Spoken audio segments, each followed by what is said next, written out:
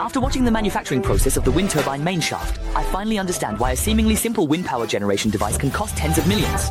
Just the engine main shaft alone requires ultra-high specification metal and takes 3 days to produce.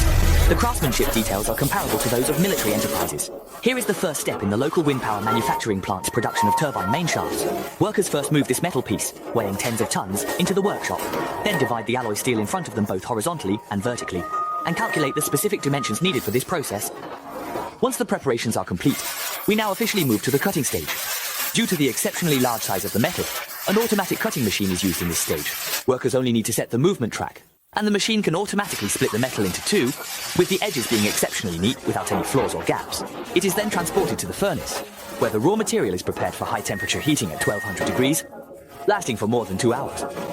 The moment the furnace door opens signifies that this heat treatment can come to a close, but there is no time to rest. The mechanical vehicle needs to quickly lift the workpiece and transport it forward. The massive metal seems insignificant in front of the mechanical vehicle, but judging by the fully protected staff nearby, the next stage does not seem easy, especially at the moment when the 2,000-ton press comes into contact with the bow and arrow. The surface oxide layer crackles and falls off instantly. If adequate protection is not in place and the iron sheet comes into contact with the skin, the terrifying screams would surely echo throughout the area. Then the pressure disc is laid flat on top of the bow and arrow, and under the effect of hydraulic pressure, the metal gradually becomes smoother. Its shape resembles a large white rabbit candy, except this thing is likely to be quite hot to the touch. Then it is transported forward again. Now we enter the forging process. Forging is not just to simply obtain the shape of a bow and arrow. By applying pressure to the material, it can also, to some extent, eliminate the porosity and instability that occur during the metal smelting process. Additionally, it can improve the internal structure and enhance mechanical properties.